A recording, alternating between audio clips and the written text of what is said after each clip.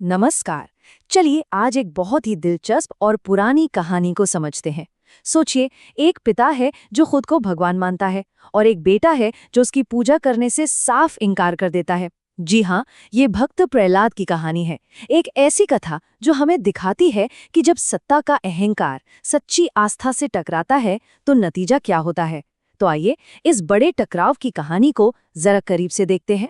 तो देखिए, कहानी की शुरुआत होती है इसी एक घमंड भरे ऐलान से। एक राजा जो खुद को ईश्वर घोषित कर देता है। ये सिर्फ एक दावा नहीं था, बल्कि एक सीधी चुनौती थी। एक ऐसी चुनौती जो आगे चलकर एक भयानक टकराव को जन्म देने वाली थी। तो इस कहानी के दो मुख्य किरदार हैं और दोनों एक दूसरे से बिल्कुल ही अलग हैं। एक तरफ सत्ता का नशा है तो दूसरी तरफ अटूट भक्ति। यहाँ पर है इस कहानी के दो ध्रुव। एक तरफ है हिरण्यकशिपु, एक बहुत ही ताकतवर राक्षस राजा जो चाहता था कि पूरी दुनिया उसी के सामने झुके, उसी को पूजे। और दूसरी तरफ विडंबना देखिए, उसी का बेटा प्रहलाद जो भगवान विष्णु का बहुत बड़ा भक्त था। तो ये सिर्फ एक पिता बेटे की कहानी नहीं थी, ये तो दो अलग अलग दुनियाओं की टक्कर थी। और यहीं से इन दो दुनियाओं का टकराव शुरू होता है। ये कोई मामूली घरेलू झगड़ा नहीं था, नहीं, ये थी दो सोच की, दो विचारधाराओं की लड़ाई। तो जब हिरण्यकशिपु ने अपने बेटे पर दबाव डाला कि वो उसे पूजे, तो प्रहलाद का जवाब एकदम सीधा और बेखौफ था। उसने साफ साफ कह दिया, पिताजी, सच्चे भगवान तो विष्णु हैं, मैं तो उन्हीं की भक्ति करूंगा। सोचिए जरा, एक छोटा बच्चा अपने इतने ताकतवर पिता के सामने खड़ा है, उसके घमंड को चुनौती दे रहा है।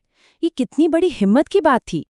अपने ही बेटे के मुंह से ये सुनना, राजा का अहंकार इतनी बुरी तरह टूट गया कि उसका गुस्सा तो जैसे आसमान पर पहुंच गया। और उस गुस्से में उसने एक ऐसा फैसला ले लिया जिसके बारे में कोई सोच भी नहीं सकता, अपने ही बेटे को रास्ते से हटाने का फैसला। इसके बाद तो राजा ने एक के बाद एक कई खौफनाक कोशिशें की। कभी प्रहलाद को हाथियों के पैरों तले कुचलवाने की कोशिश हुई, कभी जहरीले सांपों के बीच छोड़ दिया गया, यहाँ तक कि उसे ऊंची चट्टानों से भी फेंक दिया गया। लेकिन कमाल देखिए, हर एक बार प्रहलाद को एक खरोंच तक नहीं आई। ऐसा क्यों? क्योंकि उसकी आस्था ही उसकी ढाल बन गई थी और भगवान विष्णु हर कदम पर उसकी रक्षा कर रहे थे। जब राजा की सारी क्रूरता, सारी कोशिशें फेल हो गईं, तो उसने अपना आखिरी और सबसे भयानक दांव खेला। ये प्रहलाद की भक्ति की सबसे बड़ी परीक्षा थी, एक अग्नि परीक्षा। अपनी सारी ताकत लगाकर हारने के बाद हिरण्यकशिपु ने अपनी आखिरी चाल चली। उसने अपनी बहन होलिका से मदद मांगी।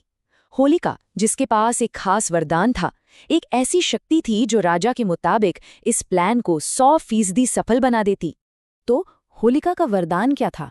उसे एक ऐसी दिव्य शक्ति मिली हुई थी कि आग उसे जला नहीं सकती थी। वो आग से समझे इम्यून थी और राजा का पूरा प्लान इसी एक वरदान पर टिका था।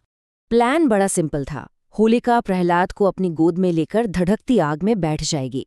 सोचा ये गया था कि प्रहलाद तो जल जाएगा और होलिका अपने वरदान की वजह से साफ बच जाएगी।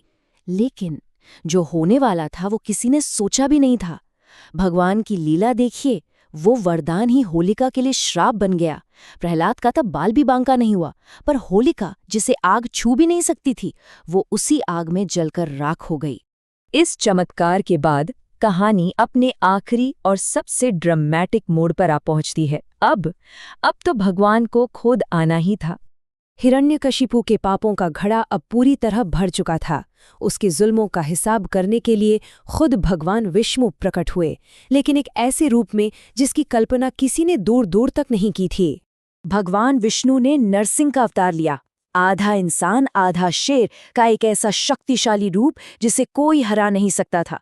और इसी अवतार में उन्होंने हिरण्यकशिपु के घमंड को चीरकर उसका अंत कर दिया। आखिर में प्रहलाद की सच्ची भक्ति की जीत हुई और वो पल, वो जीत हमेशा हमेशा के लिए बुराई पर अच्छाई की विजय का सबसे बड़ा प्रतीक बन गया। तो प्रहलाद की ये कहानी हमें एक बहुत गहरे सवाल पर लाकर छोड़ देती है। असली ताकत है किसमें?